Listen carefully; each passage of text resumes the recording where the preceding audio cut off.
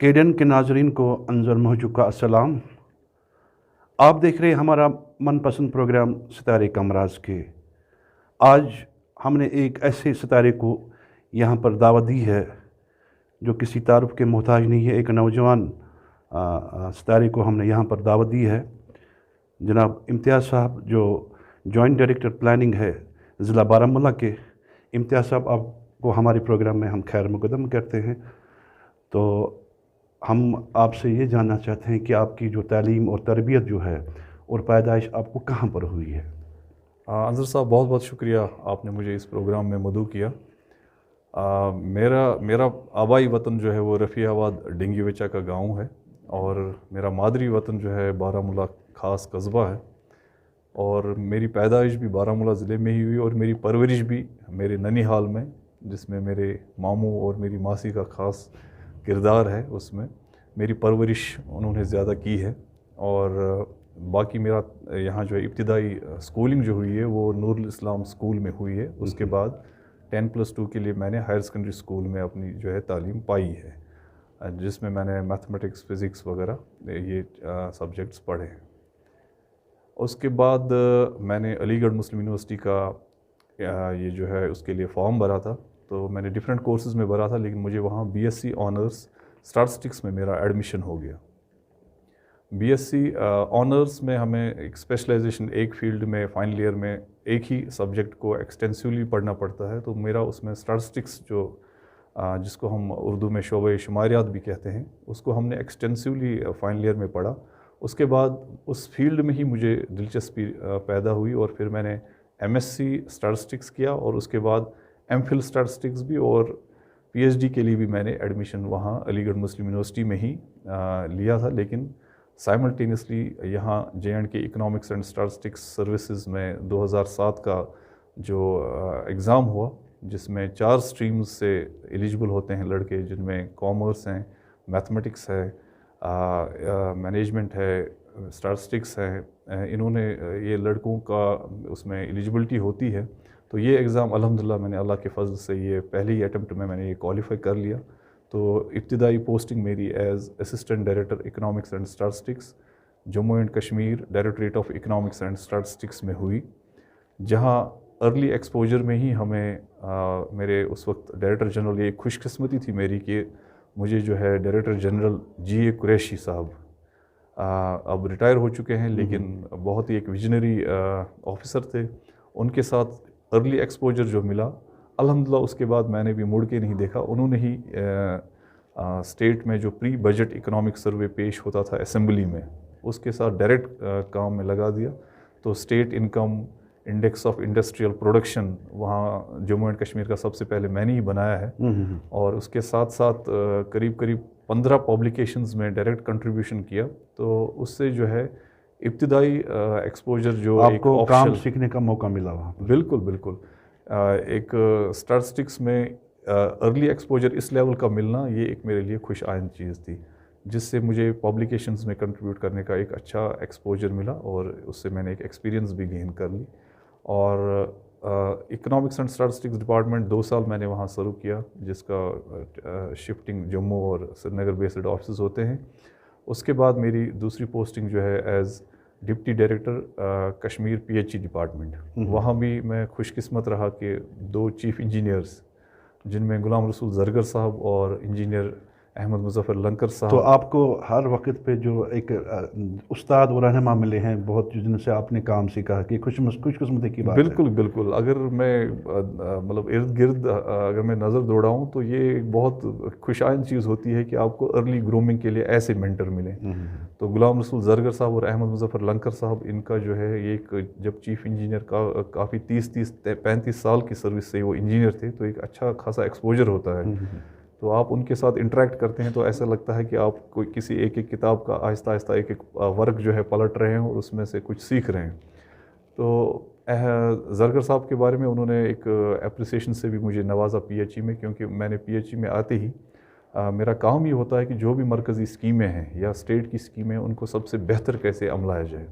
तो उसमें जो है उस वक्त पीएचई में जो वाटर टेस्टिंग लेबॉरेटरीज़ का बनाना और ऑनलाइन लैब्स, जिसमें ये सारा स्कीम्स का डेटा जो है डिजिटाइज हो गया, یہ کام میں نے وہاں اللہ کے فضل سے مکمل کر لیا، اور اس وقت بھی وہ لیبز جو ہیں ہر ڈسٹرکٹ میں، ہر سب ڈویژن میں اس وقت بنی ہوئی۔ تو یہ آپ ہی کو کریڈٹ جاتا ہے کہ جو آپ نے آن لائن ٹیسٹنگ وغیرہ جو وہاں پر ہوئی تو وہ آپ ہی کی وجہ سے ہوئی وہاں پر، تو آپ نے اس میں ایک کلیدی رول ادا کیا ہے؟ جی جی، ٹیسٹنگ میں واٹر سیمپلز جو ہوتے ہیں، یہ جو کیمسٹ جو یہ لیب ہم نے اسٹیبلش کی، اس میں وہ کیمسٹ جاتا ہے یا یہ جو سیمپل کلیکٹر جاتا ہے، پانی جب ان کو ڈسٹریبیوشن سسٹم میں دینا ہوتا ہے ایس آر سے، تو پانی کی پہلے یہ ٹیسٹنگ ہوتی ہے اور وہ ٹیسٹ کا رزلٹ آن لائن جاتا ہے۔ تو اس میں جتنے بھی بیکٹیریولوجیکل کنٹمنیشن یا کیمیکل کنٹمنیشن ہو، یہ ان کو رپورٹ کرنا پڑتا ہے online direct to the Delhi. Similarly باقی جو ہے اسکیمز کا ڈیٹا کس ہیبیٹیشن کو جا رہا ہے، کتنا پیسہ اس اسکیم میں گیا ہے، تو وہ سارا چیزیں اس وقت آن لائن موجود ہیں، جو کوئی بھی فرد جو ہے آن لائن دیکھ سکتا ہے۔ تو اس کے بعد آپ کی جو تعیناتی ہوئی بس تھی جوائنٹ ڈائریکٹر کپواڑہ بھی، اور آج اس وقت آپ بانڈی پورہ میں بھی ہے۔ جی جی، تو چونکہ آپ نے جو ذکر کیا کہ آپ کی، چونکہ آپ ابھی نوجوان ہیں اور آپ کو ایسے مینٹر بھی مل گئے، رہنما ایسے مل گئے جن سے آپ نے کام سیکھا، تو اس وقت جو آپ کے ضلع میں جو ہے آپ نوجوانوں کے لیے کیا کام کر رہے ہیں بس ایز پلاننگ آفیسر کے؟ بے شک ایک ینگ آفیسر ہونے کا ایک ایکسٹرا ایڈوانٹیج بھی ہوتا ہے۔ نوجوان نسل جو ہے یوزولی جو سرکار سے ڈیٹیچ رہتی ہے کئی چیزوں میں، وہ آپ کے پاس آنا پسند کرتے ہیں، وہ آپ سے سننا چاہتے ہیں کہ جو وہ سوچ رکھتے ہیں اس سوچ پہ ان کو کون اس سیٹسفائی کرے، تاکہ ان کی جو سوالات ہوتے ہیں، ایک انتشار ہوتا ہے ذہن میں کئی چیزوں کی طرف، بے روزگاری ہوتی ہے، باقی چیزیں ہوتی ہیں۔ تو الحمدللہ بانڈی پورہ میں ہم نے، جیسے کل ہی ہم اسکیمز کی جو ایک پبلسٹی کر رہے تھے، تو ایک میڈیا بائٹ کے دوران ہم نے ای شرم کارڈ کے بارے میں پبلک کو بتایا، تو اس نے ہمارے جو یوزول ہمارا ڈسٹرکٹ انفارمیشن کا گروپ ہے، اس میں سارے ریکارڈ پرانے توڑ دیے، اور کوئی 2 لاکھ ویوز اور 1200 شیئر تو امیجیٹلی ایک دن کے اندر اس وقت ہم اس چیز کا فائدہ اٹھائیں گے جو آپ نے ای شرم کارڈ بتایا، تو آپ ہمارے ناظرین کو بھی بتائیے ای شرم کارڈ ہوتا کیا ہے؟ جی جی، ای شرم کارڈ ایک جو ہے سوشل سیکیورٹی کارڈ اس کو کہتے ہیں۔ اس میں جو ہے مرکزی سرکار نے یہ کارڈ جو بھی ان آرگنائزڈ ورکر ہے ان کا ایک ڈیٹا بیس اس وقت بن رہا ہے مرکزی اسکیم کے تحت۔ اس ان آرگنائزڈ ورکر جو بھی سرکاری ملازم نہ ہو اور کسی دوسرے پیشے سے جڑا ہو، جیسے کنسٹرکشن ورکر ہوتا ہے، ایگریکلچر فارمرز ہوتے ہیں، اسٹریٹ وینڈرز ہوتے ہیں، ڈیلی ویجرز ہوتے ہیں، وغیرہ وغیرہ، فشر مین بھی اس میں آتے ہیں۔ یہ پہلے میں قطع کلامی کے لیے معافی کرتا ہوں آپ سے، یہ ایک جو ڈاٹا وہ جو رجسٹرڈ ہوتا تھا وہ محکمہ جو ہے لیبر ڈپارٹمنٹ میں ہوتا تھا، جی جی جی، تو یہ اسی ریلیٹڈ ہے؟ جی جی، یہ اسکیم جو ہے محکمہ لیبر ڈپارٹمنٹ ہی اس ریاست میں چلاتا ہے، لیکن یہ اس وقت رجسٹریشن جو ہوتی ہے فری رجسٹریشن ہے، کامن سروسز سینٹر کے تحت ہوتی ہے۔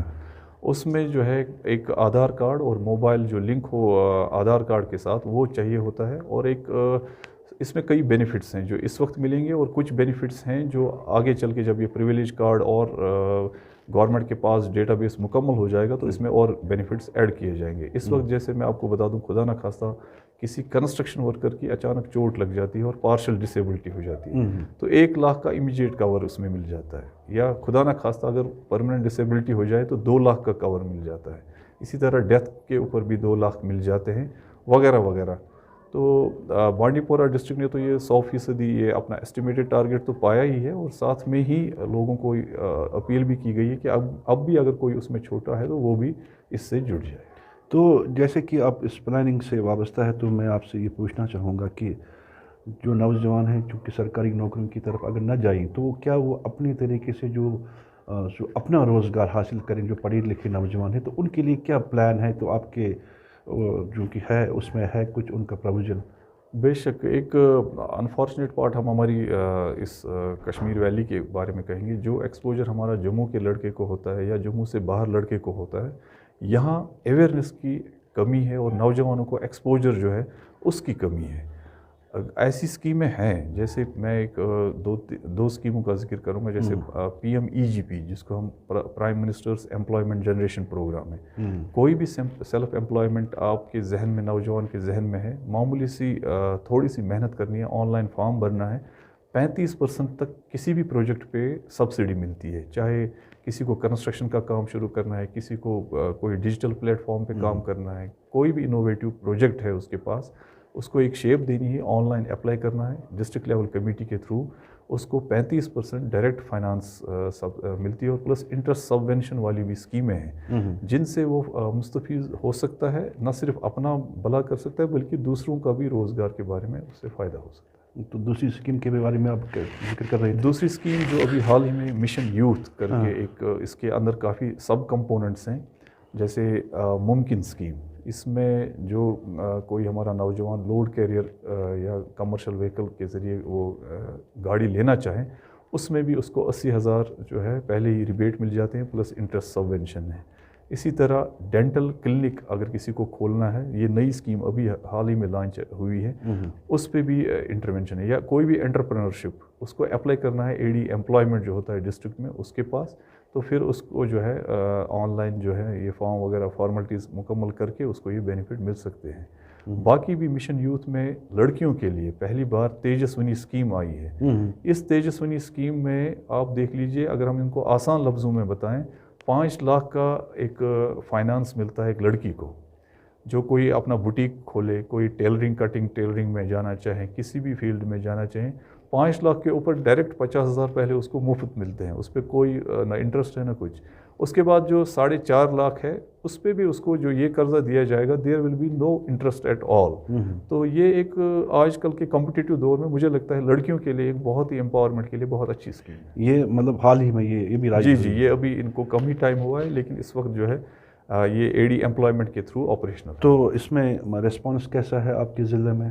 ریسپانس پہلے جب لوگوں کو پتہ نہیں تھا ان چیزوں کا, لیکن اب جو ہے چونکہ ہائی میڈیم پبلسٹی دی جا رہی ہے ڈپارٹمنٹس کے ذریعے, تو اب جو ہے نوجوان اس میں آگے آ رہا ہے, اور بانڈی پورہ میں بھی اب اس کا اچھا خاصا ریسپانس ہے. جی.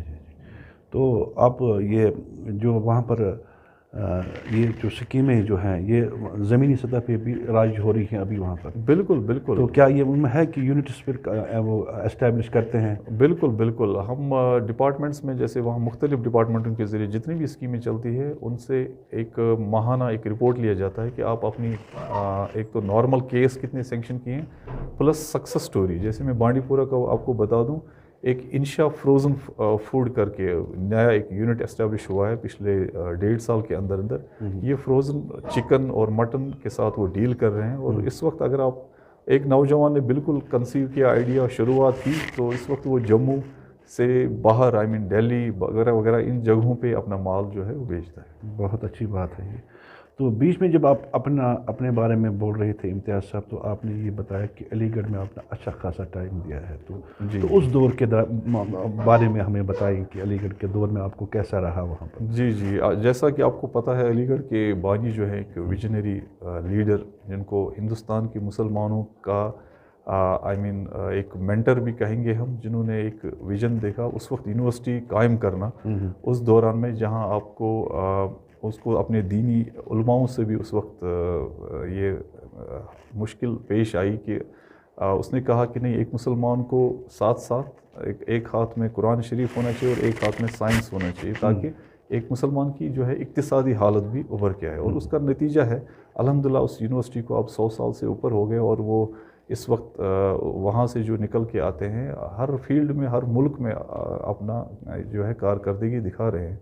اس یونیورسٹی میں نے قریب 10 سال کا میں نے ایک وقفہ دیا ہے, ہاسٹل کی لائف بھی گزاری ہے. ایک اچھا خاصا میں آپ کو بتا دوں, اس وقت ہم جو کچھ بھی ہیں, جتنا بھی کچھ پایا ہے, تھوڑا سا ہی صحیح, لیکن یہ اس یونیورسٹی کی دے.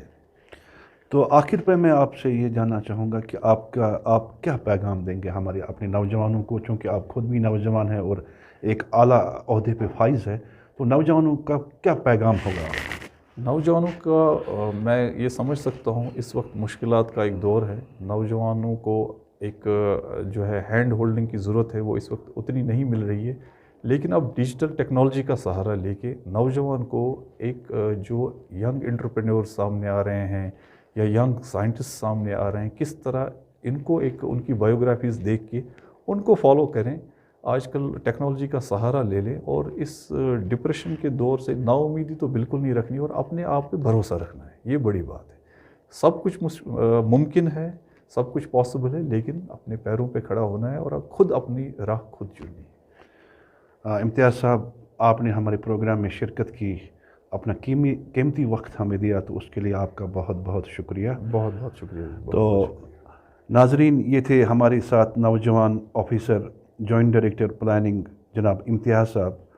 तो इंशाअल्लाह रहमान अगले हफ्ते हम एक और सितारे को, कमराज के सितारे को आपके रूबरू पेश करेंगे। तब तक अपना ख्याल रखिए। खुदा हाफिज़।